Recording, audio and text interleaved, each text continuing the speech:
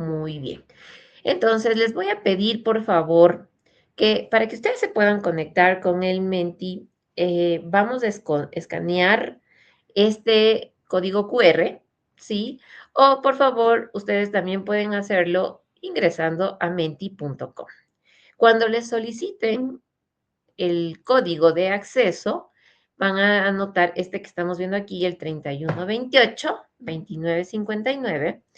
Y ya cuando estemos unidos, yo les voy a dar paso a algunas preguntas que simplemente es para que podamos compartir entre ustedes y mi persona qué es lo que sabemos del mercado de valores y del mercado financiero. Si bien es cierto, estos programas convocan a las personas que estamos trabajando en la industria, también permite que personas que están relacionadas desde otros puntos puedan unirse, entender el mercado y comprar o vender mejores productos, ¿sí? Vamos a ver ahora mismo que el tema de las inversiones no es un tema restringido, único o exclusivo de aquellos que estamos en el sistema financiero nacional, porque usted, estando en empresas del sector real o de servicios, habitualmente pueden tener excedentes de liquidez, ¿sí?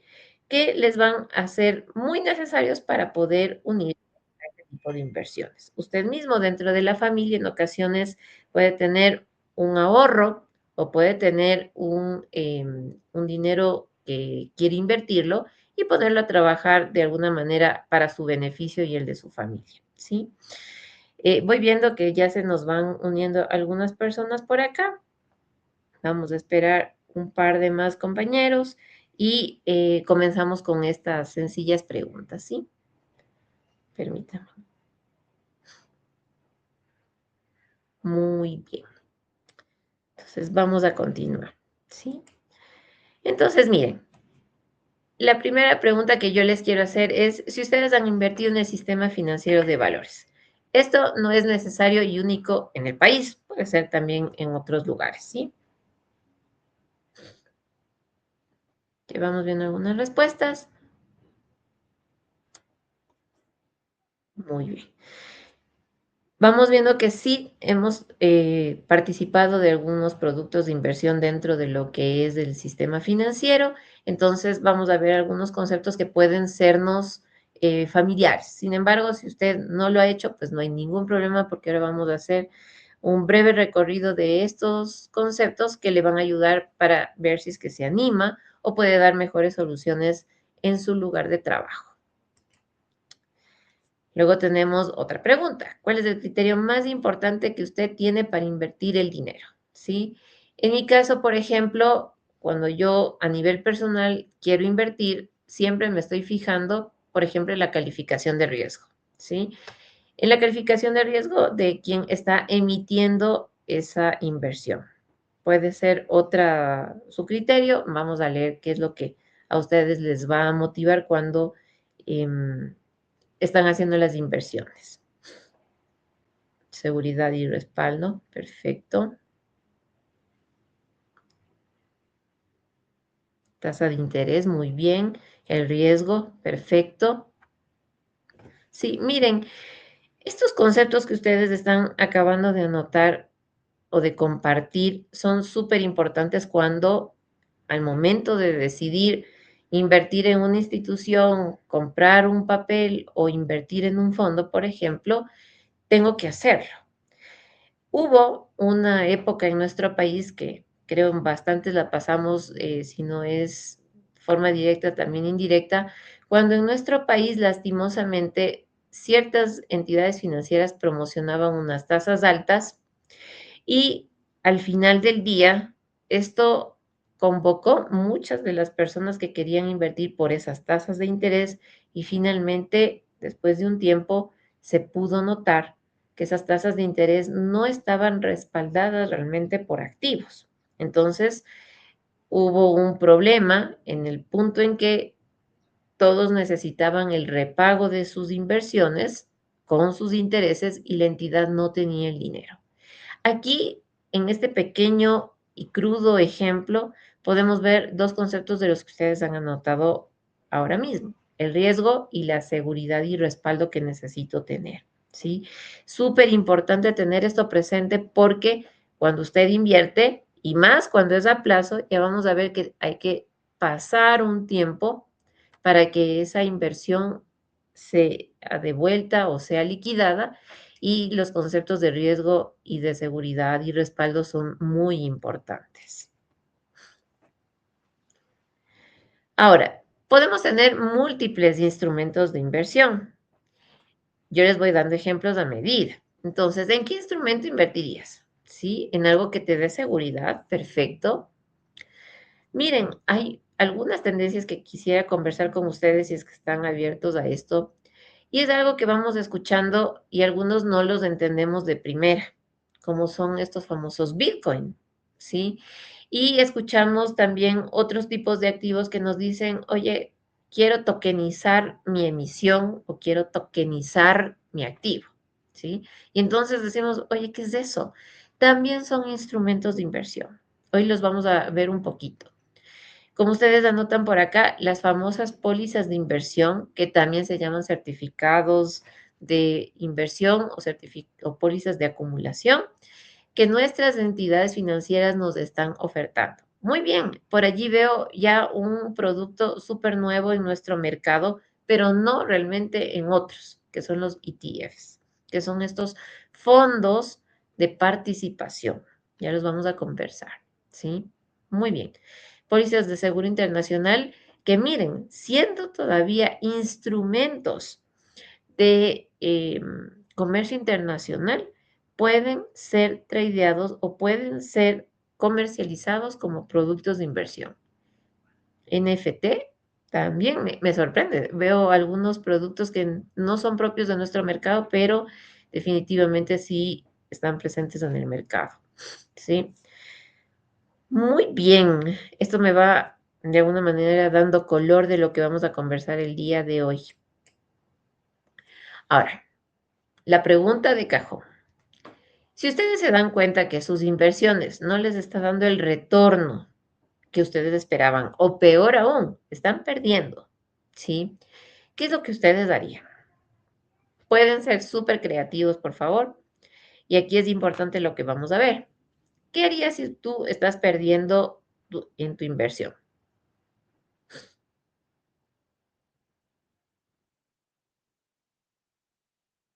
Muy bien. Compro oro. Perfecto. Ya miro un concepto bastante económico aquí cuando digo comprar oro, porque el oro de una o de otra manera es un activo refugio, ¿sí? Vamos a conversar de qué se trata. Cambio de broker, perfecto, ¿sí?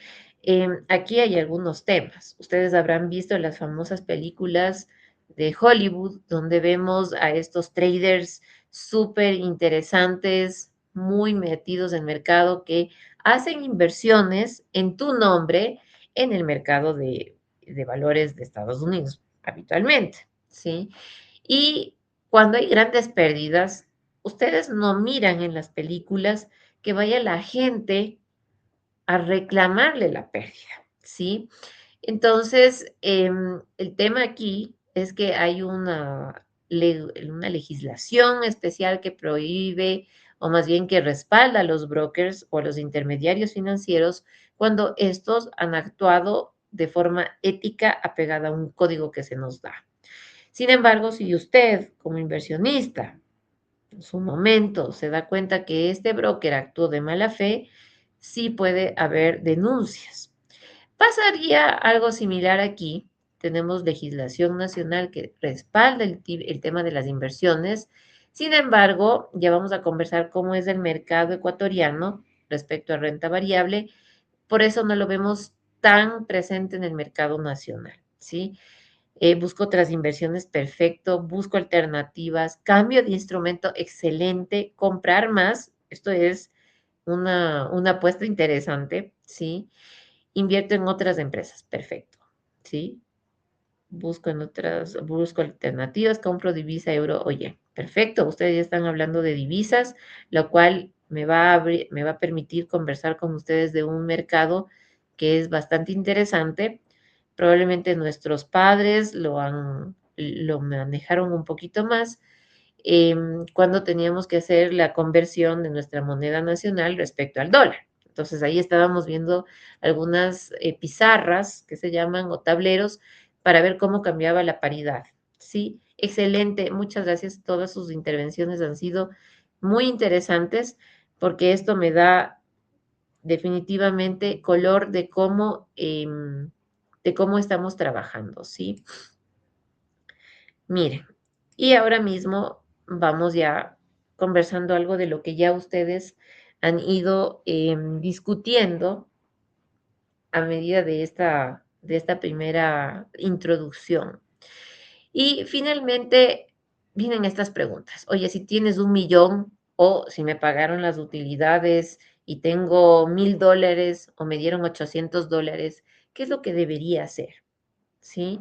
Si eres institucional, es muy probable que tengas 1 millón, tengas 500,000, tengas 120,000, tengas 50,000.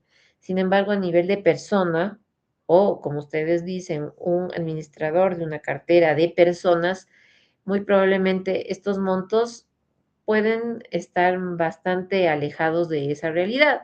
Sin embargo, los criterios de inversión que vamos a conversar el día de hoy se aplica a 1 millón, a $800, a 10 millones, a 100 millones, ¿sí? Todo esto depende de las opciones que usted tenga para constituir algo que vamos a conversar durante estos minutos, que es la cartera de inversión, ¿sí? Ustedes miran aquí algunas opciones donde dice, oye, yo cogería mi dinero, o el dinero que voy a hacer la inversión, y todo lo pongo en un depósito. ¿Pero por qué?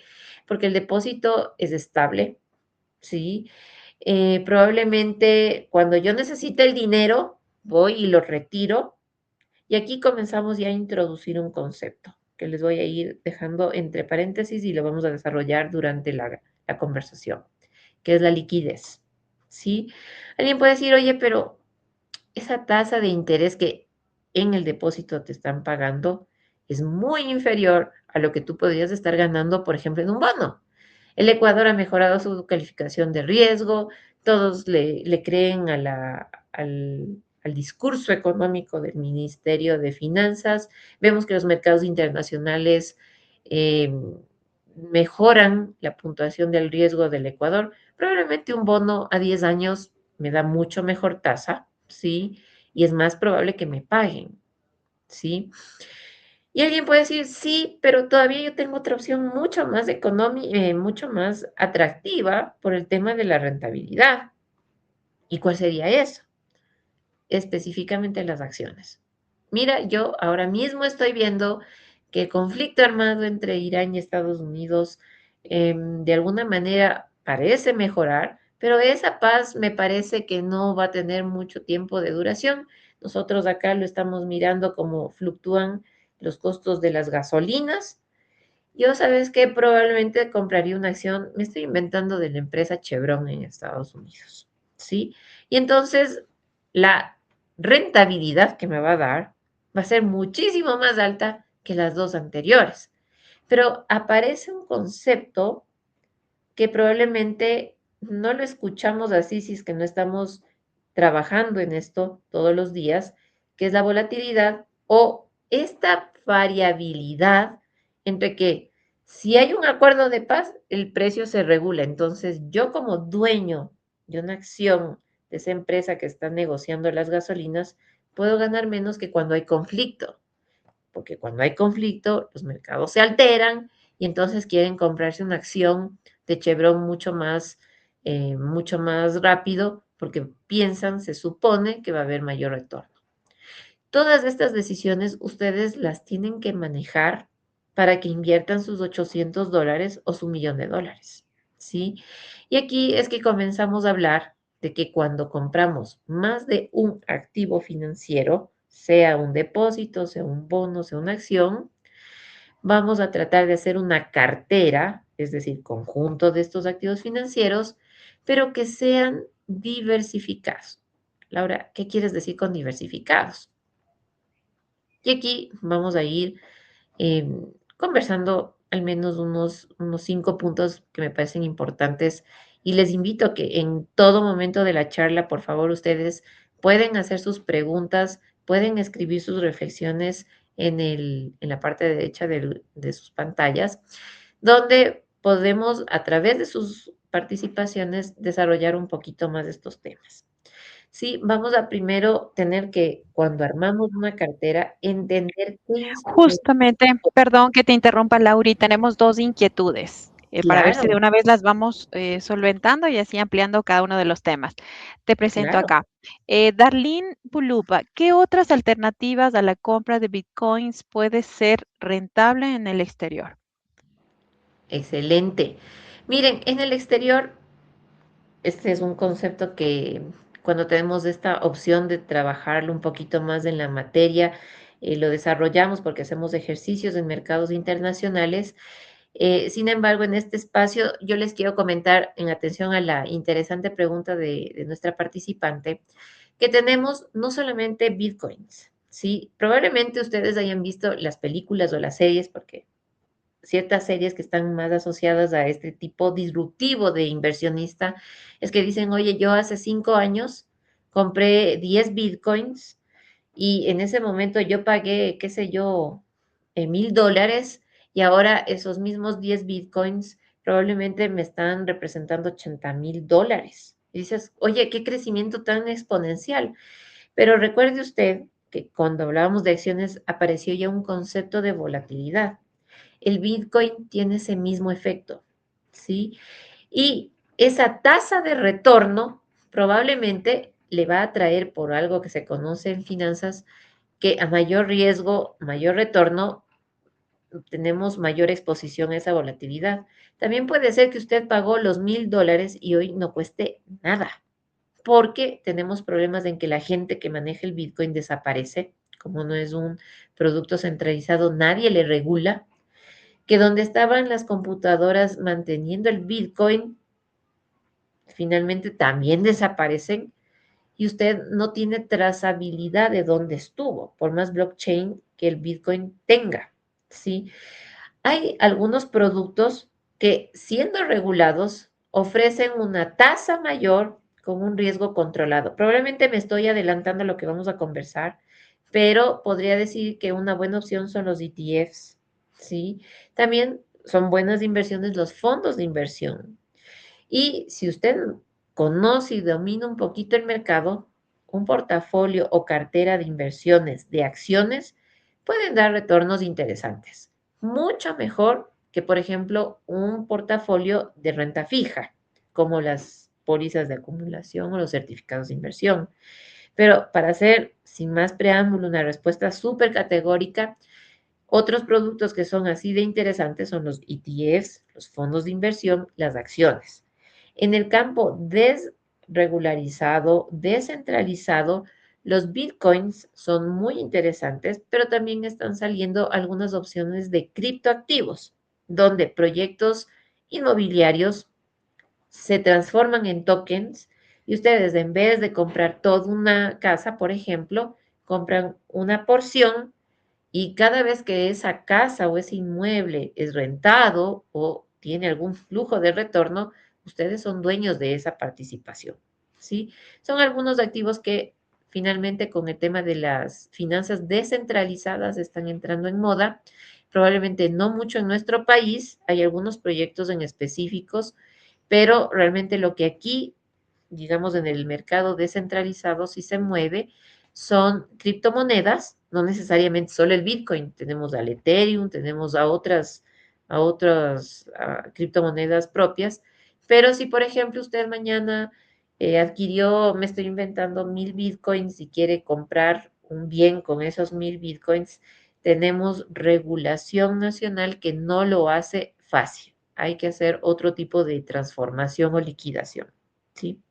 Y creo que había otra consulta también.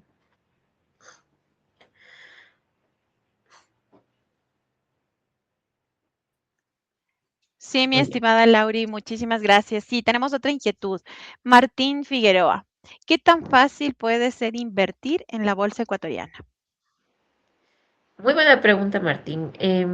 La verdad es que la bolsa de valores o el mercado de valores ecuatoriano ha tratado de masificar sus productos y servicios, ¿sí? Si bien es cierto, la bolsa de valores simplemente es un escenario donde tú puedes interactuar, miramos a empresas que están siempre activas. Ustedes habrán escuchado, típicamente todos estamos siempre, como les digo, atados a esta idea de ciertas acciones de un emisor de retail, domiciliado principalmente en la sierra del Ecuador, ¿no es cierto? Y todos queremos comprar esas acciones, pero la verdad es que este último periodo de tiempo, las empresas, las entidades financieras, estamos muy activos emitiendo bonos verdes, ¿sí? Y hay empresas que sí las compran porque tienen buen retorno, ¿sí? Permite canalizar su economía y sus retornos de forma más efectiva. Y para las personas naturales, quizás por el monto de inversión, también es muy favorable el tema de los ETFs o de los fondos cotizados. Entonces, no es tan difícil, ¿sí? No es tan difícil en el sentido en que tú te accedes fácilmente a una casa de valores que es tu único intermediario autorizado para negociar en la bolsa. La persona que te atiende de la casa de valores te va a dar opciones dependiendo de tu economía, de tu perfil de inversionista. Y finalmente, tanto la bolsa de valores como la casa cobran una comisión que prácticamente no es significativa, ¿sí? Y depende también del monto. Y puedes invertir en la bolsa. Ahora, ¿cómo va? Yo les voy a dar una pequeña visión de cómo hacer un trade-off o una liquidación oye, Laura, para meterme en todo ese proceso que tú me acabas de referir, comprando un fondo cotizado, probablemente me voy a una entidad financiera, sea una cooperativa o un banco, y compro una póliza, yo me siento y me atienden prácticamente ese momento. Sí, pero vamos a hablar de algo que es importante cuando haces carteras de inversiones, que es definir tu perfil de inversionista, ¿sí? Y cuando ya defines tu perfil de inversionista, dices, ¿sabes qué? Yo puedo pasar todo este trámite que Laura acaba de decir, pero porque me van a pagar el 0.8 más de lo que la póliza me está ofreciendo. Dices, eso amerita para el perfil de un inversionista, sí, porque probablemente Martín le gusta ganar dinero más de lo que una entidad financiera le puede estar ofertando y dice, no, no, después de que yo he entablado una relación con la casa de valores, es súper fácil y sencillo llamar y decir, mira, quiero que me compres acciones de esta empresa o quiero que me compres fondos. Puedo esperar mis $800 un año y medio y el fondo me está pagando el 6.5. Yo salgo al mercado y veo que ahora las tasas me están pagando entre 4 y entre 5 versus el 6.5 que me va a pagar el fondo, probablemente yo sí me espero ese año y medio. Entonces, todo depende de particularmente la situación del inversionista. Supongamos que yo en mi caso no puedo esperar el año y medio y solo puedo tener esos $800 invertidos durante 8 meses porque después de ese tiempo probablemente voy a comenzar un programa de estudio y necesito pagar. Entonces, lo que voy a hacer es buscar una opción que no sea el año y medio, sino 8 meses. Y para eso el mercado de valores es muy importante porque el mercado de valores te permite, de alguna manera, manejar los tiempos por algo que vamos a conocer como el mercado secundario, ¿sí? Cuando tú vas al banco, haces la emisión directa con la entidad financiera, pero en el mercado de valores puedes comprar algo de alguien que ya no lo puede o no lo quiere tener. Probablemente si Martín, después del año y medio que pensaba esperar, dice, oye, al año ya me quiero ir de vacaciones y quiere vender su inversión, si hay una persona que pueda comprarlo, como por ejemplo yo ese momento le compro el papel que Martín tenía pactado un año y medio y yo me quedo esperando el periodo que le faltaba y Martín cobra en ese momento, ¿sí? Aquí comienza ya a aparecer un concepto que se llama liquidez.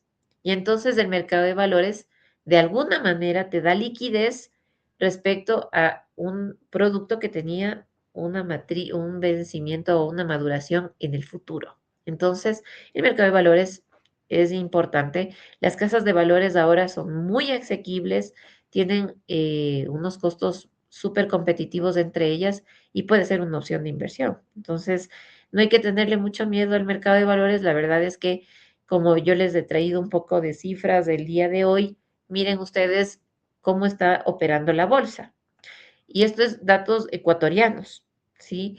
Porque a veces cuando uno dice Estados Unidos, wow, semejantes monstruos que están negociando allí, nosotros también estamos negociando y la verdad es que la finanza y los mercados de valores ecuatorianos estamos mejorando y tomando algunos productos de mercados internacionales y trayéndolos a lo que es nuestra realidad, ¿sí? Entonces ustedes ven, por ejemplo, un mercado que es bastante activo, es el de las notas del SRI, que a pesar de todas estas reformas tributarias que han salido en los últimos meses, todavía permite que las personas que tienen crédito tributario, y está representado en una nota del SRI, puedan efectivizarlos en el momento, sin tener que esperar al tiempo de la liquidación, donde tú te haces uso de ese crédito tributario.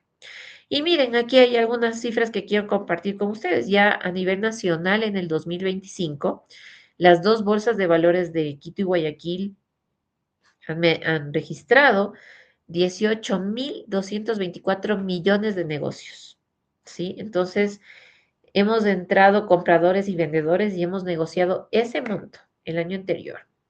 Esto quiere decir que respecto al año anterior creció el mercado de valores en un 15.7% y de alguna manera esto significa el 13.6% del PIB nacional. Entonces, miren ustedes, de alguna manera el sector productivo sí ha sacado ventaja con el mercado de valores. Entonces, ¿qué es lo positivo? Que si tú eres una exportadora o eres un productor y necesitas dinero, ¿sí? En ocasiones te puede significar algo mejor irte al mercado de valores que esperar sacar fuentes de financiamiento tradicional. Un préstamo local o internacional lleva su tiempo y su complejidad, pero el mercado de valores ya estructurada una emisión, probablemente ya es solo cosa de reactivar o de pedir autorización para siguientes emisiones y ya tienes liquidez. Entonces sigues teniendo el dinero para comprar la materia prima y venderla o comprar materia prima y producirla y vender. Ahora miren, ustedes, el mercado financiero es un ecosistema, es una palabra que creo yo desde que estamos en el colegio actualmente hasta cuando estamos en el estudio universitario, de posgrado y en el trabajo decimos, oye, el ecosistema, ecosistema, pero ¿qué es un ecosistema? Y aquí yo les quiero traer este concepto que quizás lo aprendimos en las materias de ciencias naturales, donde diferentes especies, diferentes seres vivientes, coexistimos, ¿sí? Y sacamos una relación ventajosa.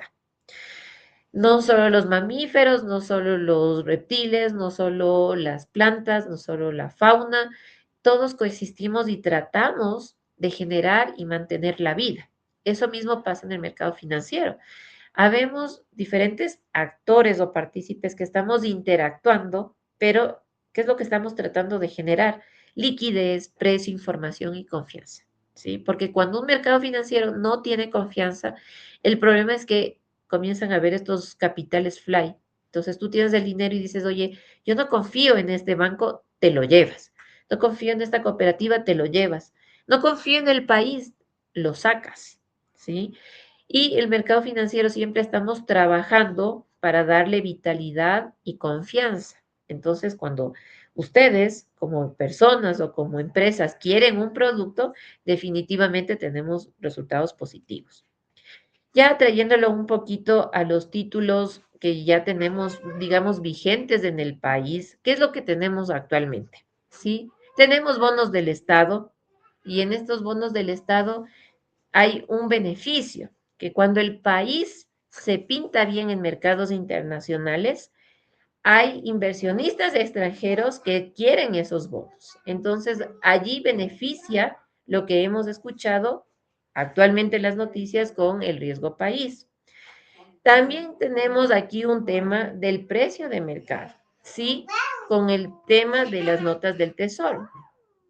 En las notas del tesoro tenemos deuda pública en el corto plazo Entonces, si usted tiene dinero y no quiere esperar o no puede esperar, el mismo Ministerio de Finanzas emite las notas del Tesoro en el corto plazo.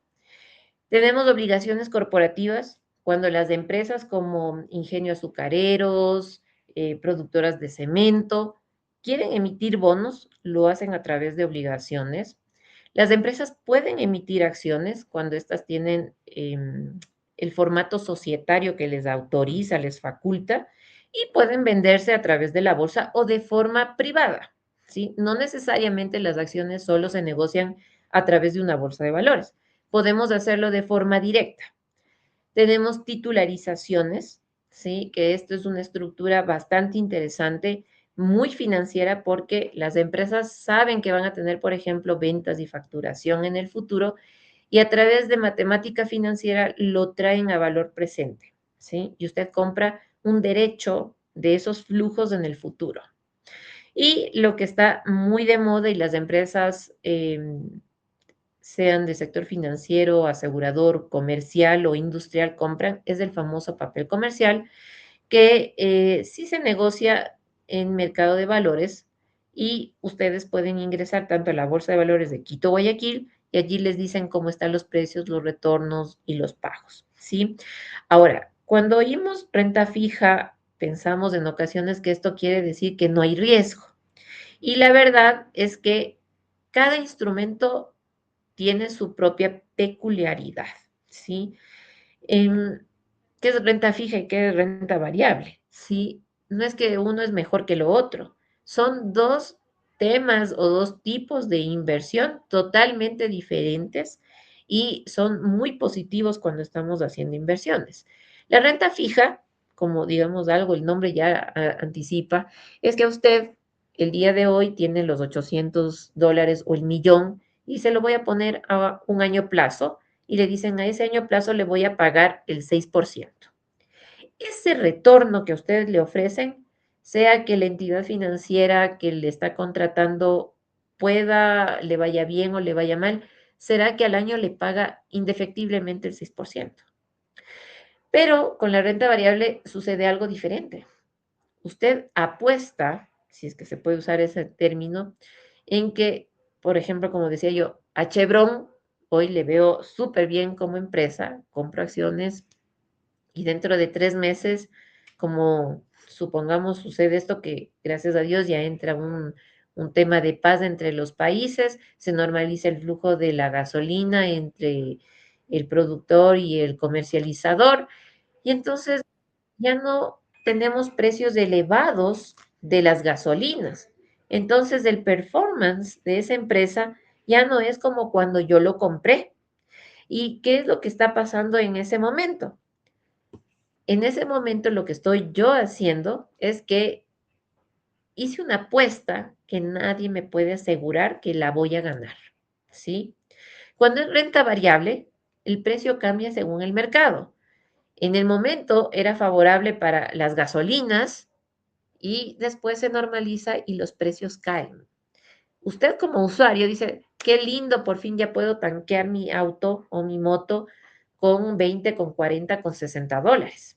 Pero por el lado de si fuera un tenedor de acciones, usted va a contrariarse cuando teniendo acciones de quien vende las gasolinas se bajan o se estabilizan porque usted ya no va a ganar. Entonces, si antes usted compró 1,000 acciones en $1,000, probablemente ahora esas 1,000 acciones ya no cuestan $1,000, cuestan 500.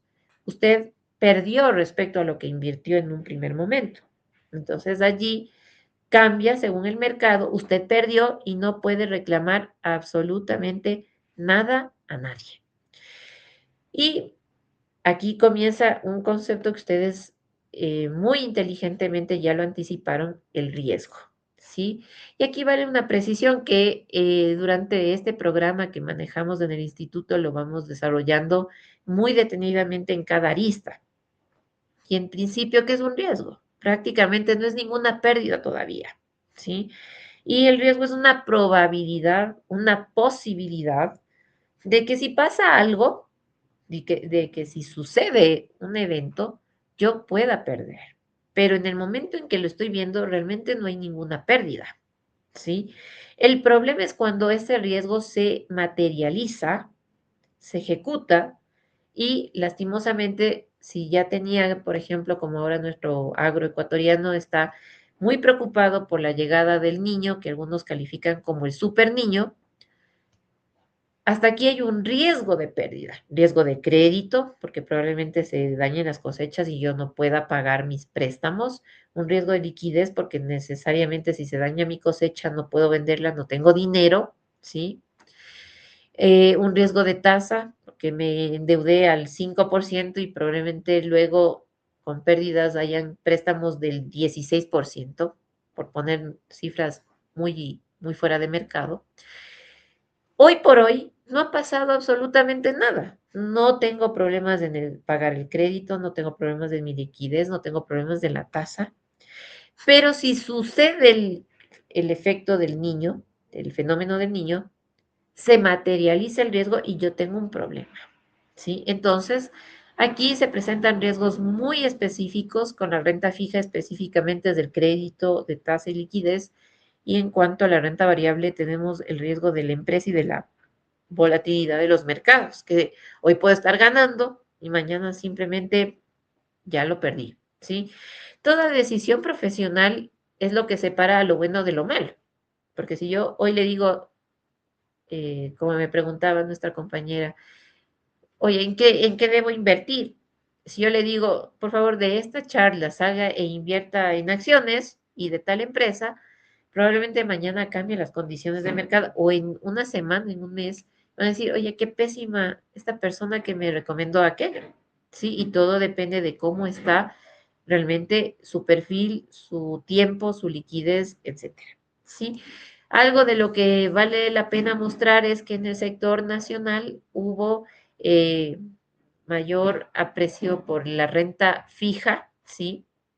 Nosotros negociamos muchísimo en el mercado bonos, notas del tesoro, certificados de tesorería, y entonces por eso usted ve estas cifras de en color amarillo que están mucho más alta que la renta variable. Pero si usted se fija, sí hay un cierto crecimiento respecto al año 2024 porque los ETFs o fondos cotizados han atraído la inversión, ¿sí? Por parte de las personas, sean naturales o jurídicas, y prácticamente ha habido una suerte de buen resultado, ¿sí? De que se han negociado bastante bien, ¿sí? Ahora, miren, cuando ustedes ven unas tasas altas, que realmente ya no estamos en ese momento de la economía, porque si usted hace un año dice, oye, Laura, yo tenía mis $800 y los invertí y me pagaban hasta el 10% en cierta cooperativa, ¿sí? Hoy miro ese mismo plazo y ya no me están pagando más del 6%. ¿Qué ha pasado? Y es el mejor ejemplo en nuestra propia realidad nacional de cómo una tasa alta nunca se puede mirar per se sola. Es un momento económico porque hace un año y un poquito más no había liquidez en el sistema financiero nacional. Entonces, todos los que estábamos ofertando los productos, ofertábamos una tasa superior porque la liquidez era restringida y queríamos que las personas se atraigan por la tasa de interés. Pero ahora que hay liquidez en el sistema financiero, ¿por qué las tasas van bajando? Porque definitivamente los que estamos o estábamos tratando de atraer el recurso del público, ya lo tenemos en exceso, ¿sí? Y en este punto, la tasa tiene que ser una decisión, como yo le decía, no porque la tasa me está pagando el 5, yo opto por ese. Tengo que mirar el plazo, tengo que mirar el crédito, tengo que saber si es que yo voy a tener liquidez para poder pagar y hacer las cosas que tengo que hacer en el momento que requiera los fondos y mirar qué alternativas tengo. Probablemente las alternativas que tengo hoy no pueden estar disponibles mañana. Por ejemplo, los fondos cotizados, hay un momento de desgaste. Ya se han acabado en el mercado y ya no los puedo comprar. Entonces, es una alternativa que hace 6 meses estaba disponible, pero hoy que lo vuelvo a querer comprar ya no existe. Es porque todo depende del mercado. Y todos estos eventos están sujetos a condiciones del mercado, como le digo, que definitivamente está atado a la liquidez del mercado. ya lo hablábamos hace un momentito, hace un año y medio había liquidez en el sistema financiero nacional, habían tasas de renta fija muy altas, hoy en cambio se reversó ese momento y ahora las tasas las estamos viendo más bajitas, ¿sí?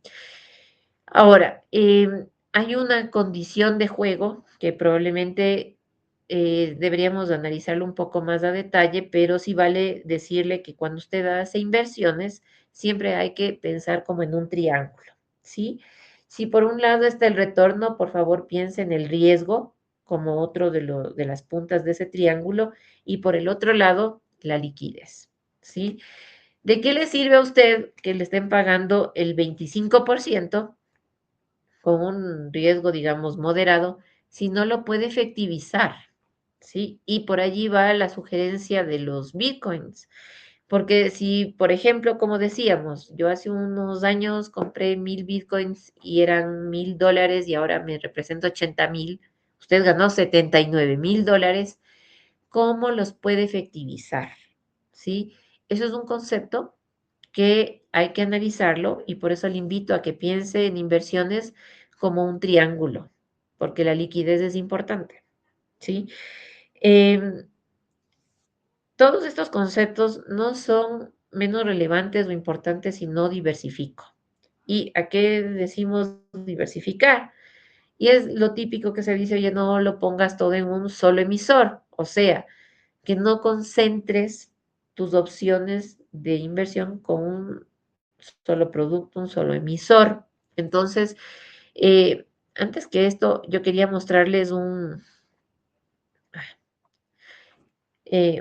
gráfico donde pensamos que por comprar 10 bonos, sí, estoy diversificando, pero Laura, no estoy concentrada en un solo título. Tengo 10 títulos, pero si son del mismo emisor, no diversifique bien. ¿Sí? Si son 10 bonos al plazo similar, tampoco diversifique bien, ¿sí? O si lo puse en el mismo sector, o me fui solo con bancos, o solo me fui con cooperativas, no he diversificado bien. No entendí que la diversificación es mezclar emisor, mezclar tasa, mezclar plazo, mezclar sector, mezclar instrumento. Puede ser que sea bueno renta fija y renta variable, o varios productos de renta fija o varios productos de renta variable, ¿sí? Y es aquí eh, donde hablamos de un riesgo sistémico y no sistémico, y lastimosamente todos los que estamos en Latinoamérica estamos expuestos a riesgos sistémicos que no dependen de nosotros, pero que son muy graves. ¿Qué sucedía en octubre de hace un par de años? Cuando hay movilizaciones, no depende ni de usted, ni de mí, ni de nadie a nuestro alrededor. Estas movilizaciones tienen un tinte social, económico, y comienzan a ser una escalada, ¿sí? Y esto desestabiliza, como si usted estuvo en la producción, no puede salir a producir, no puede movilizarse normal, ya no puede irse a comer algo en la tarde porque probablemente no tiene medios de movilización o probablemente no pudo vender y no tiene efectivo para hacer esa compra de lo que usted salía a servirse, a distraerse en la tarde. Y ese riesgo sistémico no está solo presente en el Ecuador, está presente en Latinoamérica. Y entonces tenemos estos riesgos que afectan directamente a todo lo que es la inversión. Si usted, por ejemplo, tenía previsión de que en 3 meses iba a necesitar el dinero, pero ahora viene la movilización o los caos sociales y toma un tiempo de un mes y medio, probablemente ya no puede resistir 3 meses del dinero invertido. Entonces, ¿cómo lo efectiviza? ¿Sí? Ese mapa de riesgos necesito tomar en consideración cuando estoy haciendo mi cartera. ¿Cómo diversifico? ¿Sí? Y ya para ir cerrando un poquito las ideas de lo que estamos conversando el día de hoy y eh, que está presente en el programa, es lo que yo le decía en un principio, cuál es el perfil de su inversión, usted cómo se decide. Cuando usted es administrador del portafolio, si es personal, usted tiene su dinero y prácticamente es su riesgo el que está en juego. Pero cuando usted es el que hace inversiones de la empresa donde usted trabaja, es una relevancia, una importancia, o un papel mucho más delicado, ¿sí? Porque supongamos que usted es un amante del riesgo, ¿sí? Y quiere ganar mucho, porque hay una premisa, como le decía, que a mayor riesgo, mayor retorno. Entonces usted sería, por ejemplo, un perfil propenso al riesgo, porque acepta esa volatilidad, porque esa volatilidad es lo que le da mayor potencial. Como Vanessa me parece decía, oye, ¿qué me da, por ejemplo, la inversión en Bitcoin? Un similar. Pero cuando es institucional, la empresa tiene su propio perfil. Y el perfil no es algo que yo entré hace 15 años a la empresa y siempre vamos a hacer así. Esto también cambia dependiendo del momento en que está la empresa. Entonces, usted como administrador institucional tiene que identificar cuál es el perfil de inversión para la empresa a la que usted está haciendo las inversiones. Y tenemos tres perfiles prácticamente. El primero es el adverso al riesgo, el que quiere ser muy estable, prioriza la liquidez y no le gusta el cambio ni la volatilidad, ¿sí? Luego tenemos al neutral, que dice, oye, yo quiero un equilibrio, ni muy riesgoso ni tampoco muy pasivo. Y el que le gusta el riesgo, como le decía, el propenso, ¿sí? Eh, el problema no siempre está en el activo, sino está en el perfil que decide qué activos comprar, ¿sí? Si usted tiene la decisión de ser un inversionista neutral, pero compra activos muy volátiles por desconocimiento, porque cree saber cómo se comportan o finalmente porque no lo conoce y está de moda, tiene aquí un divorcio entre el perfil y entre el instrumento, pero el instrumento en qué momento cambió, nunca cambió. El problema es que cuando un administrador de una cartera de inversiones o un inversionista, si es que usted está invirtiendo, no tiene el conocimiento propio del activo, ahí tenemos, como le decía, un divorcio entre el objetivo, el horizonte de tiempo, la liquidez, la tolerancia a la pérdida, ¿sí? No es que solamente porque le daña psicológica o emocionalmente una pérdida, sino porque a veces usted probablemente puede resistir un golpe en su presupuesto de $1,000, pero en otro probablemente no puede resistir una pérdida de $3,000, ¿sí? Eso es lo que necesitamos identificar cuando usted es un inversionista, tiene que tener claro estas variables mínimas. Objetivo, horizonte, liquidez, una tolerancia a la pérdida, si es que hay restricciones normativas, como yo le decía, por ejemplo, en el tema de las compras y las ventas en el país y la necesidad de su flujo de dinero. Y simplemente ya como para ir cerrando, yo le quiero dar una recomendación que cuando hace una cartera de inversiones, usted tiene que estar muy claro en su estrategia, ¿sí? Entonces, cuando ya usted está claro en todo lo que acabábamos de hablar y dice, mira, yo en 5 meses tengo una disponibilidad de cierta cantidad de dinero, probablemente en el tercer mes tenga una necesidad y no quiero pérdidas superiores a esto o me gustaría una ganancia de aquello y pienso que el país o donde la empresa o la entidad donde voy a invertir no van a tener estos problemas, hace su estrategia y recién ahí invierte. Porque lo que nos pasa también al latinoamericano y en especial al ecuatoriano es que nos emocionamos. Y entonces nos emocionamos, compramos algo y después decimos, ay, ¿cómo puedo hacer este calce? Eso es lo que yo le invito a pensar. Es como si usted estuviera comprando una televisión, si estuviera comprando un armario, estuviera comprando definitivamente un negocio en marcha. Lo primero que hay que hacer es tomar una decisión de estrategia y allí sí, cuando estoy clara en la estrategia, comprar. Sí es verdad que cuando usted está haciendo inversiones, en ocasiones necesita velocidad en las decisiones, pero de todos modos, la primera decisión de la construcción de su cartera, sí le invito a que lo tenga con tiempo y con un propósito de algunas herramientas más estadísticas que le van a ayudar a que usted pueda tomar decisiones acertadas, ¿sí?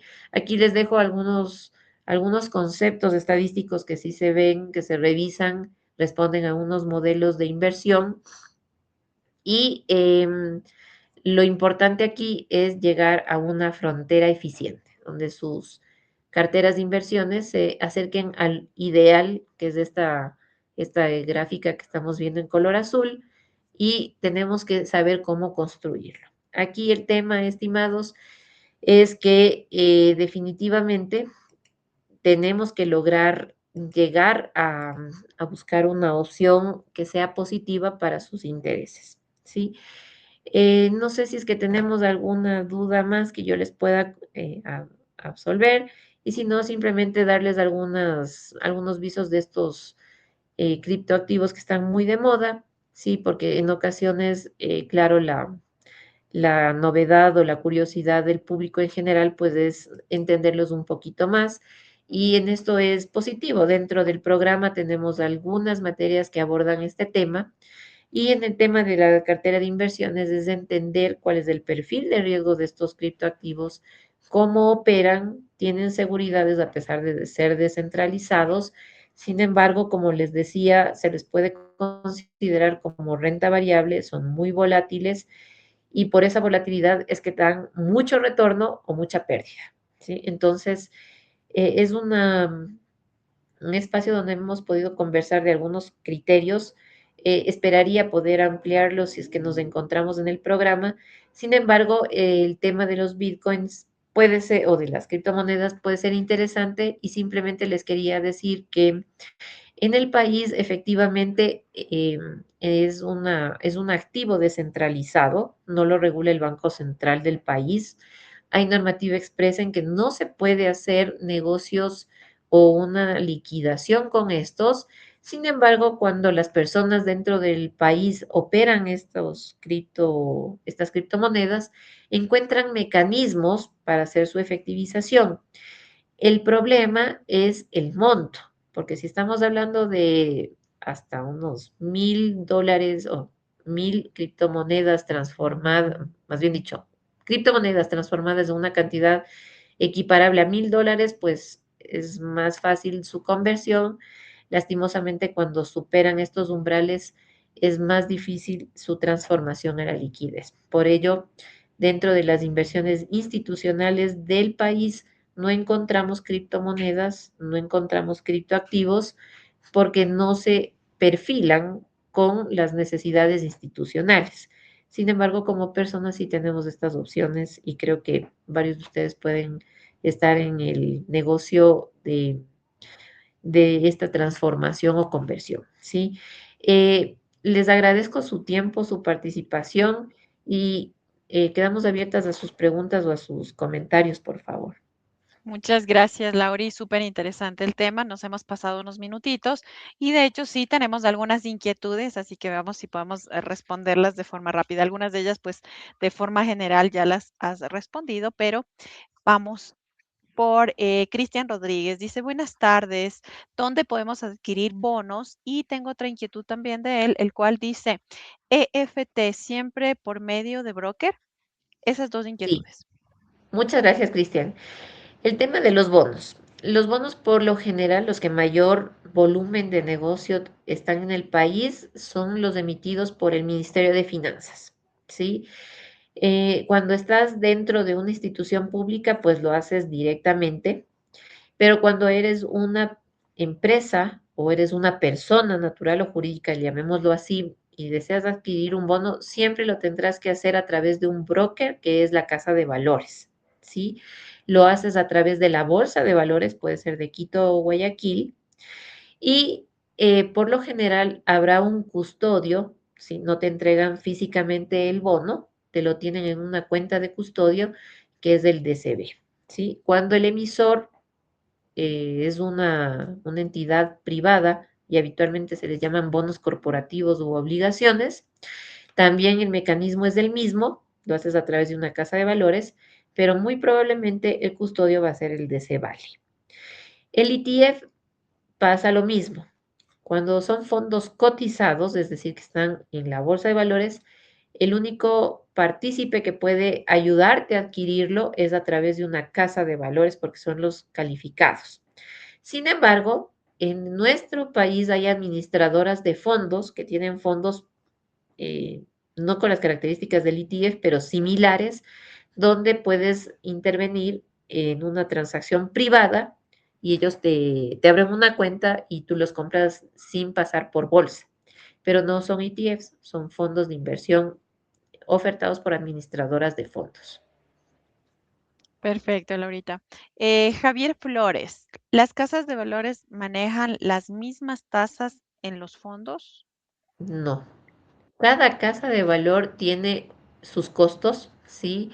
Y en ocasiones, por este beneficio de la ley de oferta y demanda, pues ellas manejan algunas tasas diferenciadas, ¿sí? Entonces, no es de extrañarse que si hoy cotizas con una casa de valores, te dan unos costos, mientras que cotices con una segunda o con una enésima, te dan otras tasas.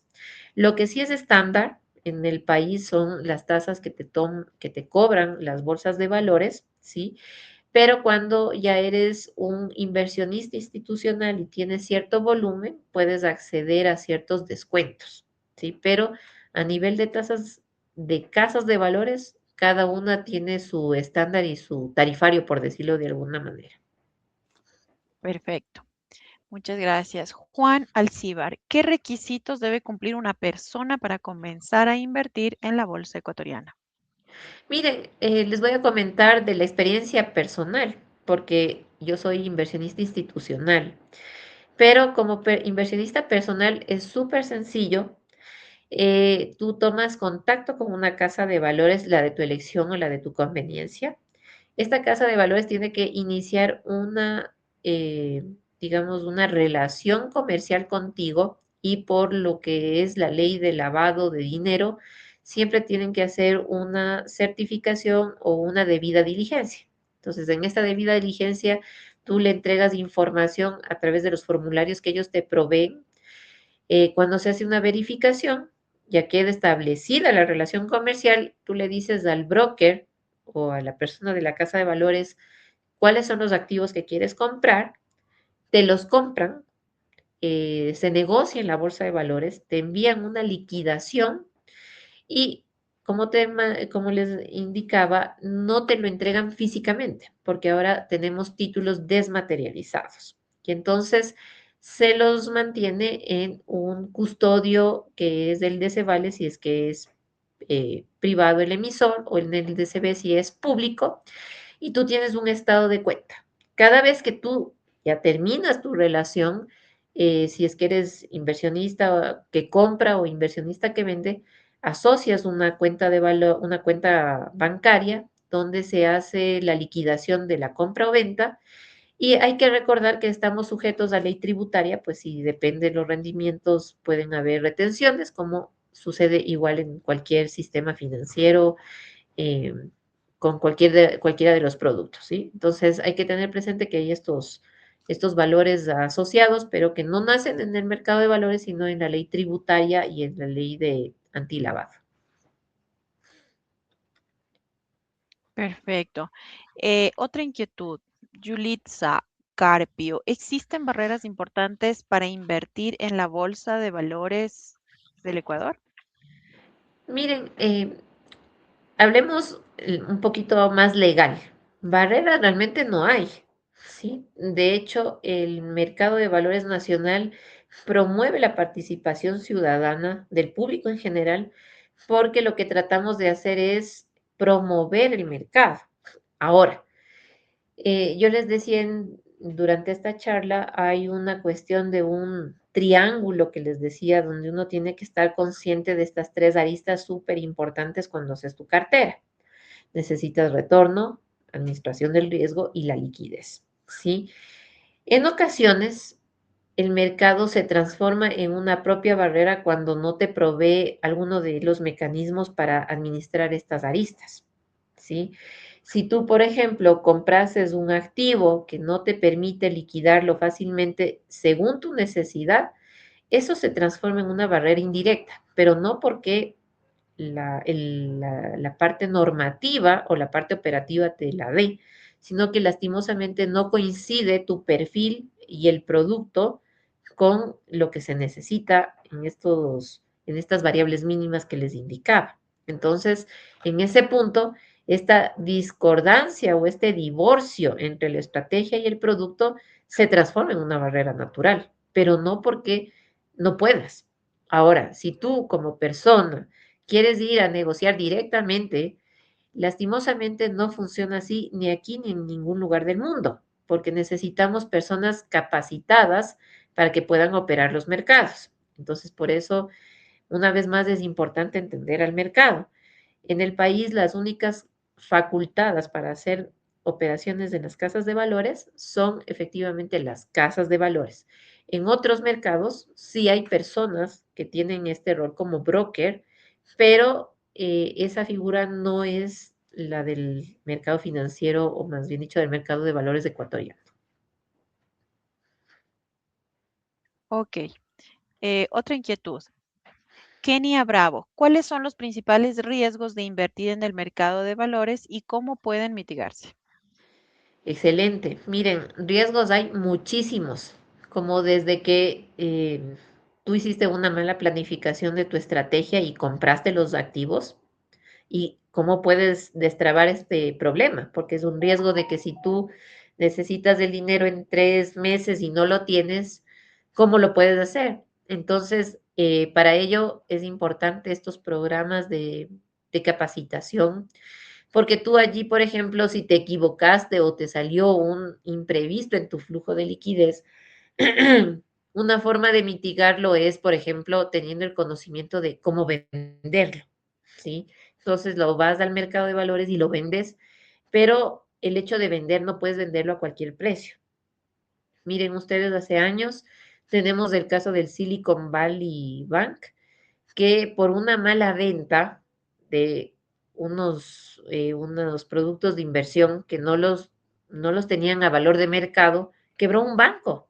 Y ese banco quebró y arrastró consigo otros bancos pequeños o minoristas de Estados Unidos y tuvo una crisis o su impacto en ciertos bancos de inversión europeos, porque la interconexión es tal en el mercado financiero que lo que tú haces y probablemente parece que no le va a afectar más que, qué sé yo, a cierta provincia o a cierto condado o a cierta jurisdicción. Tiene un impacto aún fuera de las fronteras. Entonces, los riesgos, como les decía durante la conversación, son de crédito, que quien emitió el papel no pueda pagar, entonces no te puede pagar o que el dinero tenía que pagarse en cierta fecha y no se paga el día 1, sino se paga el día 5. Esos son riesgos de crédito, riesgos de liquidez. Hay riesgos de mercado, como les decía, movilizaciones, caídas de presidente o de algún poder ejecutivo o legislativo. ¿Y cómo los puedes manejar? Ya cuando estás en este tema de las inversiones, tú tienes que tomar provisiones. Y no solo las contables, sino provisiones de saber cómo vender, dónde vender, líneas de crédito contingente. Son algunos mecanismos que les digo solamente para atención de la pregunta de Kenia, porque definitivamente es bastante sensible manejar el dinero propio. Imagínense ustedes aún más dinero institucional de donde tú trabajas o donde tú sirves con el servicio de inversiones. Entonces, Kenia, es una excelente pregunta y aplaudo su interés de participar en el webinar porque justamente estos espacios de capacitación a usted le dan herramientas eh, técnicas y robustas para poder efectuar, porque a veces tenemos algunos sesgos que pensamos que podemos hacerlos y lastimosamente el mercado no reacciona así. Gracias, Laurita. Otra inquietud, Sebastián, ¿qué factores del mercado pueden provocar que el valor de una acción disminuya, como ocurrió en el ejemplo de la empresa Chevron? Excelente, Sebastián. Miren ustedes, a eso dentro de la teoría o de la academia le llamamos un riesgo de mercado, ¿sí? Y el riesgo de mercado está asociado a tasas y a precios. Miren ustedes lo que ha venido pasando o sucediendo en lo que hemos vivido todos, ¿sí? Hace algunas semanas, aquellos que vivimos en la capital y en algunas provincias de la sierra, no teníamos, me parece que también en la costa, no teníamos acceso a combustibles, ¿sí? Y nos enteramos cuando íbamos a tanquear los autos o las motos o estábamos en el servicio público y nos decían, mire, tengo que acceder a la gasolinera porque no tengo gasolina, ¿sí? Esa condición que no tiene nada que ver con el ejercicio, por ejemplo, de la administración pública de nuestro país, sino porque no nos llega el combustible desde el exterior, responde a un riesgo sistémico, ¿sí? Ese riesgo sistémico es un típico riesgo de mercado, que por cambios en las condiciones políticas o económicas que yo no tengo influencia, termina afectándome. ¿Y cómo nos ha afectado a nosotros como usuarios? Los precios subieron, no había disponibilidad y por esa falta de oferta los precios seguían subiendo, ¿sí? Y hemos visto que en algunos lugares eh, se han rebasado los mínimos, o más bien dicho, digamos, el promedio histórico y se han trepado al tope del máximo permitido. Entonces, esos factores que cambiaron precios o condiciones en el mercado internacional o puede ser nacional, terminan afectando al producto. Entonces, si yo fuera tenedor de la acción de Chevron, como les decía, a mí me va a convenir que todo lo que sea la venta de la empresa suba, porque las ventas, hagamos un ciclo rápido contable, sube los ingresos por las ventas, sube el beneficio final y sube el dividendo que se le paga a la acción. Pero ¿qué pasa cuando las ventas caen? Sean porque cayeron en volumen o porque cayeron en el precio. En este caso, ya la gasolina se va a estabilizar y entonces ya no puede cobrar $6 del galón de gasolina, sino que va a cobrar 4,50. Tuvo una caída de $1.50 por galón. Por más que yo venda el volumen, probablemente por el lado del precio tenga un impacto negativo en el retorno. Entonces, el dividendo que le pagaba a la acción, estoy inventando de $20 por acción, ahora me va a pagar 10.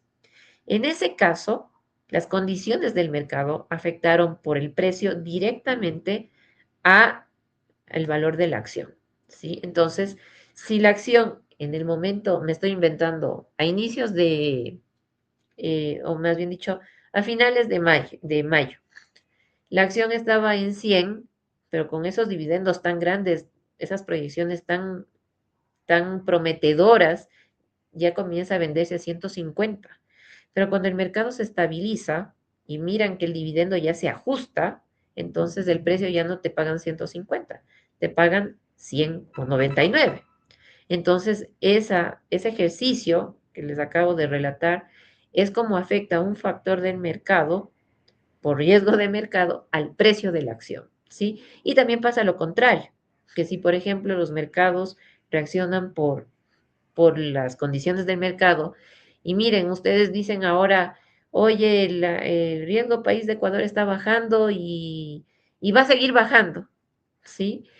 Esa idea simplemente sustentada de que, por ejemplo, el FMI o algún tenedor importante de bonos hace esa predicción, entonces la gente o el mercado quiere tener más deuda ecuatoriana y entonces comienzan a adquirir más deuda soberana en mercados internacionales. Entonces las condiciones del mercado hacen que sea positivo la visión del Ecuador y por ser Ecuador un emisor de bonos, de notas, de tesoros, CETES, la demanda comienza a subir porque dice, esta acción tiene una buena proyección. Entonces, miren, son dos ejemplos de cómo las condiciones del mercado afectan directamente al precio y la acción se dispara o se desploma. ¿Sí? Muchas gracias, Sebastián, la pregunta. Perfecto. Sofía dice, ¿cómo influye el concepto de riesgo al momento de decidir entre invertir en un instrumento de renta fija o de renta variable? Excelente pregunta. Miren, si es que yo no sé y me dejo llevar por la emoción del momento, ¿sí? Solo me estoy llevando por esa lista de rentabilidad de mi triángulo, digo, mira, si tengo ahora mismo los bonos me están pagando el 6,5. Los fondos me están pagando, qué sé yo, un 7. Pero yo escuché que el Ethereum tiene una muy buena proyección y me está pagando el 49%. Si mi única finalidad, sin conocer nada del mercado, fuera el retorno, digo, pero a ojos cerrados me voy al Ethereum y compro Ethereum, no sé cómo, pero compro Ethereum.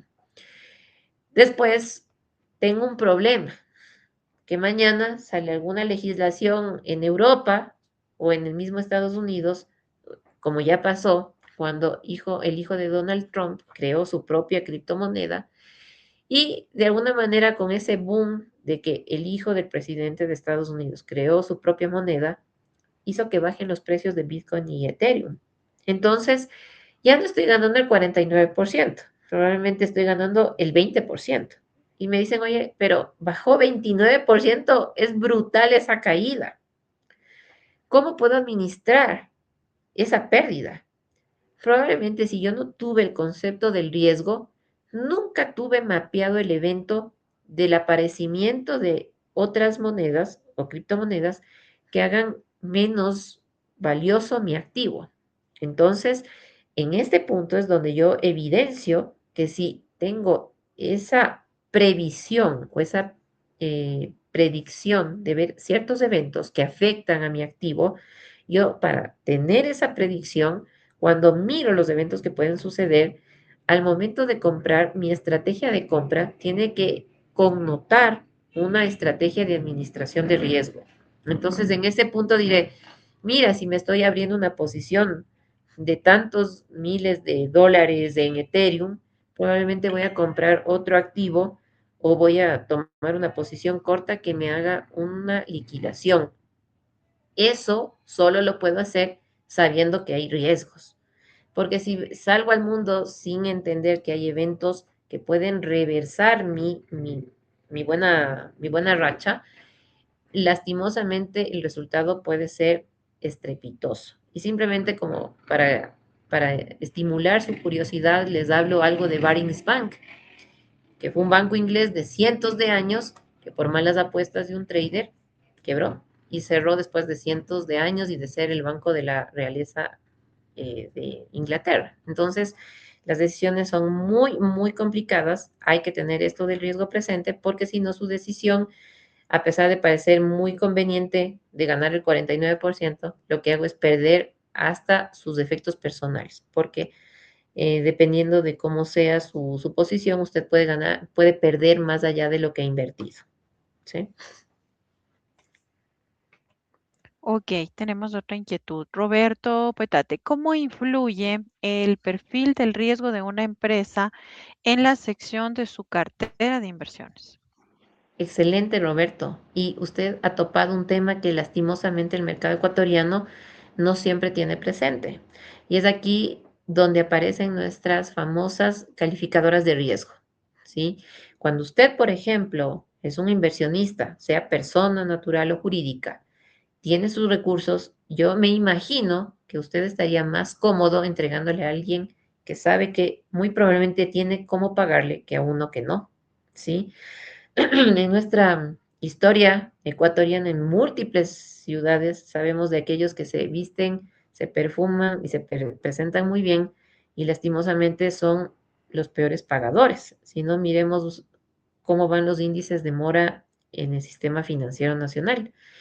Y lastimosamente es que la persona o el deudor siempre tiene un comportamiento y hay una economía conductual por detrás. Hay personas que lastimosamente pierden la forma de pagar y entonces caen en mora porque no lo pueden hacer, pero hay también personas que disfrutan la sensación de no pagar, ¿ya? ¿Cómo puedo medir yo, digamos, ese componente emocional o, ya viendo lo institucional, ese comportamiento de calidad de crédito? Y uno de los mecanismos que se discuten cuando hacemos cartera es revisar la calificación de riesgo, porque vino un tercero independiente a revisar los estados financieros de esa empresa que está emitiendo un activo y en ese punto un tercero independiente nos dice, mire, esta persona sí tiene repago para sus obligaciones o esta persona tiene repago hasta un año o va a tener problemas hasta tres en el mediano largo plazo. Cuando usted mira los informes de la calificación o de la calificadora, además de ver un triple A, un doble A, porque a veces probablemente no estamos familiarizados con estos conceptos, qué es una A, qué es un doble A, un 2A, una mayor, una menor, no sabemos. Pero el informe de la calificadora nos va a decir, esta persona jurídica puede pagar porque tiene solvencia, porque tiene buenas ventas. Hemos visto sus 3 últimos años de información financiera y miramos que sí cumple sus obligaciones. A usted le da un perfil del emisor. Entonces, cuando usted le compra a ese emisor, qué sé yo, $100,000 en cierto activo financiero, sabe que al cumplir 3 meses, 8 meses o un año, que es el periodo en el que usted está invirtiendo, sí le va a poder pagar. Que si usted no hace esta revisión y simplemente compra, realmente es una apuesta, a ver si me paga o no me paga. Y sepa usted que en nuestro mercado financiero ecuatoriano, lastimosamente, sí han habido empresas que han caído en default. Entonces, esto es importante en el momento en que voy a comprar, porque supóngase usted que ha comprado ese activo y se da cuenta cuando realmente ya está prácticamente en el quiebre, ya no va a poder recuperar su inversión. Entonces, por eso es muy importante entender cómo es el perfil de riesgo de esa empresa que está emitiendo un activo financiero. Perfecto, tenemos otra inquietud más. Andrés dice, ¿se puede invertir en la bolsa de Ecuador en EFS o acciones de Nueva York? Que ya responde. Lastimosamente, miren ustedes, el mercado de valores ecuatoriano, para que pueda aparecer dentro de la bolsa de valores, tiene que pasar una suerte de inscripción de registro y de autorización, ¿sí? Entonces, nuestras bolsas no pueden negociar productos que sean ajenos a este proceso, ¿sí? Sin embargo, si usted está en Ecuador y tiene un broker autorizado, sí puede negociar en las bolsas de Estados Unidos, ¿sí? Entonces, quiero decirle que por este beneficio de estar interconectados a través de la tecnología, no es único y exclusivo una opción estar físicamente en Estados Unidos para poder negociar en la bolsa de Estados Unidos. Hay múltiples bolsas. Hay la de Nueva York, hay la de Nasdaq, hay la de Chicago, que negocian ciertos tipos de activos. Pero yo me estoy inventando que usted está aquí trabajando para una empresa que comercializa algún tipo de gramínea y quiere contratar algún tipo de futuro o de derivado de su gramínea. Usted, estando en Ecuador, puede negociar futuros en Chicago y pueden negociarlos tranquilamente siempre y cuando usted haya entablado esa relación con el broker americano y el autorizado le compre el producto, ¿sí? Entonces, por eso vemos que las bolsas americanas o europeas tienen muchísima interconexión con personas o capitales de otros países en varios continentes, porque son bolsas que se permite hacer esta negociación. En el país, no. Las bolsas ecuatorianas, sea la de Quito, de Guayaquil, solo negocian productos que han sido calificados y autorizados, eh, por lo general con domicilio en el país. Ok. Yolanda Fuente, ¿qué consecuencias puede tener invertir en activos que no coinciden con el perfil del inversionista o de la empresa?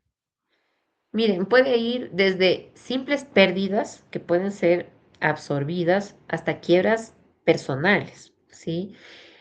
Probablemente en el país no tenemos estas posiciones de compras en corto, que es un término muy técnico, y es donde usted realmente puede invertir algo que no posee, porque se endeuda para comprar. Esto se llama posición en corto. Entonces, usted habrá visto probablemente películas o documentales donde miran que pierden más allá de lo que tenían, del patrimonio. Y uno dice, oye, pero no puedo perder más de lo que invertí. Sí puede invertir. Entonces, cuando usted no tiene este perfil o no tiene el conocimiento, ¿sí? Tiene un divorcio entre lo que está tratando de manejar contra los retornos. ¿sí? Mire usted, es usando una analogía como que usted, una persona de ciudad, quiere ir a controlar un toro bravo, ¿sí? Entonces, usted lo puede probablemente corretear, le hace a un lado, se hace al otro, pero le falta la habilidad y la técnica que tiene una persona que está preparándose para esquivar un animal salvaje. Entonces, es la analogía similar. De hecho, aquellos que han visto películas o han ido a Nueva York y miran este toro que está al frente de la bolsa de valores, es porque la bolsa de valores se simula a un toro. Y en momentos, si usted no tiene la expertise o está desprevenido, el toro le va a asestar probablemente una herida mortal. Igualito pasa en el mercado de valores. Si usted cree entender el mercado, compra un activo que no está asociado a su perfil, muy probablemente le puede asestar un mal golpe o una mala jornada y eso le puede causar la muerte. Por eso hemos visto quiebras terribles en el mercado de valores cuando no estamos preparados. Y mire usted, como le digo, en el ejercicio académico, pues con los estudiantes revisamos en varios niveles de pre y posgrado documentales.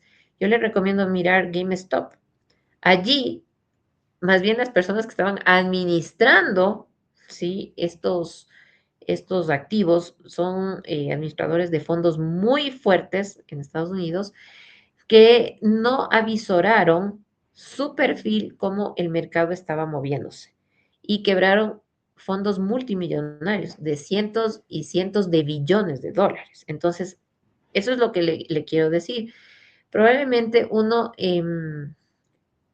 si usted no tiene las condiciones para ser propenso al riesgo y compra activos muy riesgosos, puede estar sujeto a pérdidas que son, digamos, desde aceptables o absorbibles hasta pérdidas terribles. Entonces, hay una consecuencia, digamos, bastante grave. La máxima consecuencia es grave, ¿sí? Entonces, sí hay que entender un poco el mercado para poder moverse en este. Ok, perfecto. Tenemos otra inquietud más y con esto ya cerramos.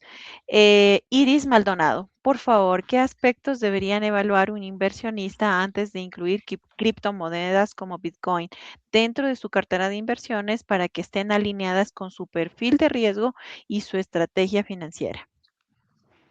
Excelente pregunta, mi querida Iris. Aquí tenemos un tema, ¿sí? Como les decía, siempre levanta el interés de todos, inversionistas, personas e institucionales, esto de los criptoactivos. Como recomendación, por el lado legal, siempre está decirles, mira, uno tiene que estar entendiendo cómo es el activo o el instrumento financiero para poder adquirirlo y administrarlo. En nuestro país, como yo les decía, no tenemos autorización de hacer operaciones ni negociaciones em, legales con una moneda diferente al dólar, ¿sí? De hecho, cuando usted me decía, voy a hacer un cambio dólar, euro, yen, claro, esto es un negocio forex, porque estoy haciendo una negociación entre divisas. Pero el problema aquí es que miren ustedes, simplemente con este ejemplo les quiero decir o materializar lo que les he venido conversando. Supongamos que yo estoy queriendo comprarle a usted un terreno, ¿sí? Y este terreno, usted me dice, tiene un valor de $50,000. Yo le digo, mire, yo tengo una cuenta de 10 bitcoins. Y supongamos que estos 10 bitcoins equivale a $51,000. Usted diría, no veo ningún problema. ¿Cómo levantamos el instrumento legal para que yo le diga que le estoy pagando los 51 o los 10 bitcoins? ¿Sí? Tenemos algunos problemas, o más bien dicho, algunos temas por resolver. Y finalmente supongamos que hasta solventamos el tema legal de la transferencia de dominio. El problema aquí es cómo yo recibiendo esos 10 bitcoins que equivalen a $51,000 los transformo. Sí hay mecanismos, ¿sí? Probablemente yo los lleve a una latitud, a una jurisdicción donde los pueda efectivizar, pero todo esto sí incrementando algunos movimientos adicionales. Entonces, para que yo haga todos esos movimientos, que no les vamos a calificar como problemas, sino como pasos o procedimientos, necesito identificar mi perfil. Porque si yo me identifico con un perfil adverso al riesgo, ¿sí?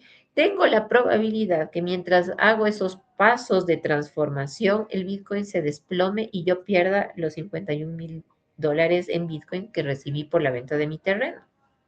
¿Sí? Entonces, el tema aquí es, una vez más, definir bien cuál es su perfil de riesgo y tras esta definición, hacer la selección de los activos. Si usted va a adquirir un activo financiero que es mucho más rentable, pero más volátil, probablemente tendrá que redefinir su perfil.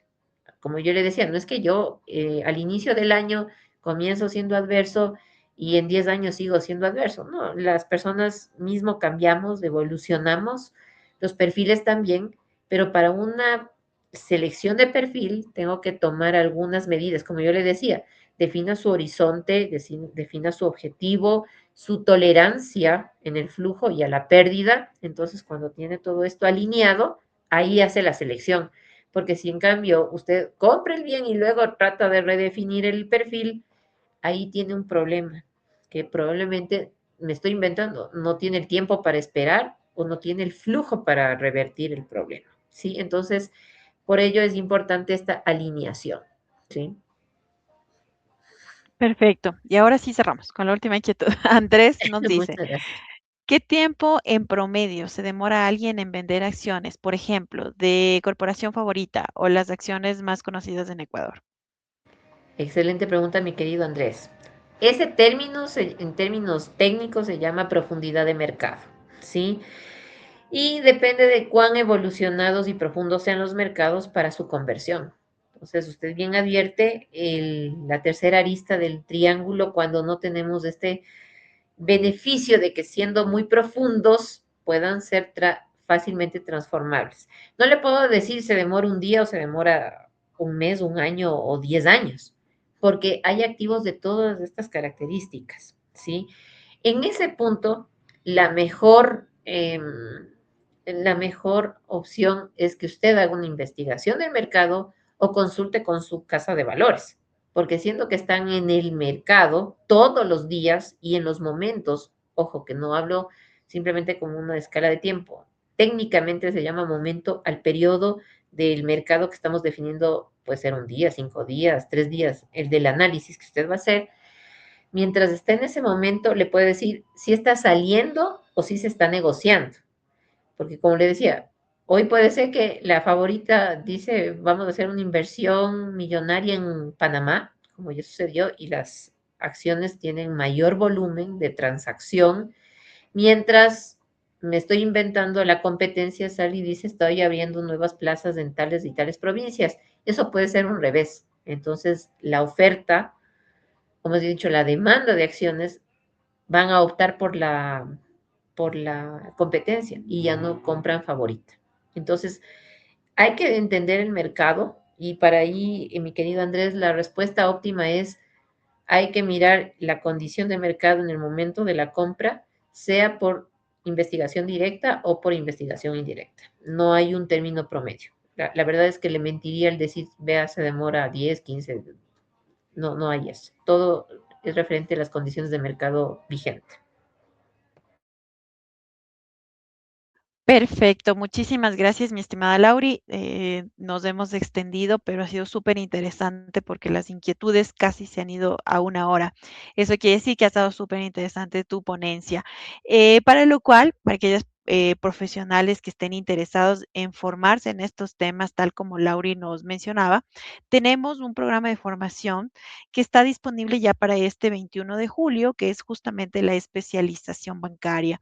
Al finalizar este webinar van a encontrar un código QR donde podrán pedir información, el brochure completo, para que puedan revisarle, analizarle y al haber participado en este webinar, obviamente tienen un descuento preferencial.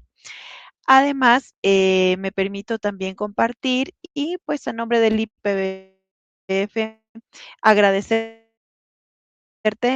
Lauri, por esta ponencia. Te hace la entrega de este certificado, el cual voy a dar lectura. IPBF, Instituto de Banca y Seguros, otorga el presente certificado a Laura Belén Pozo Sandoval por participar con la ponencia de optimización y diversificación de inversiones, desarrollado en modalidad virtual con una duración de 1 hora. Quito.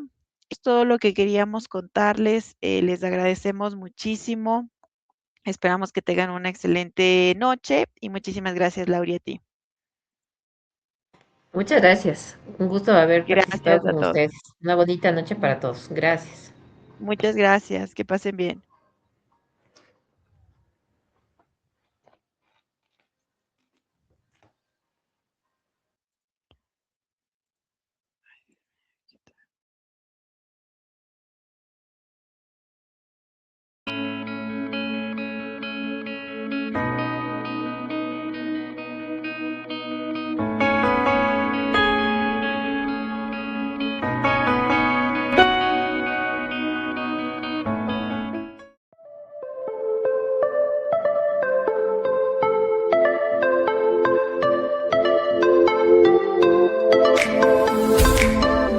Potencia tus conocimientos. Evoluciona constantemente.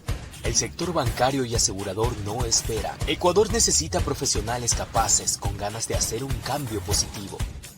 En IPBF te damos las herramientas para que seas capaz de resolver de forma efectiva los desafíos que se presentan día a día. Capacítate para sobresalir. Conviértete en un experto en tu entorno laboral. IPBF, respaldados por la experiencia.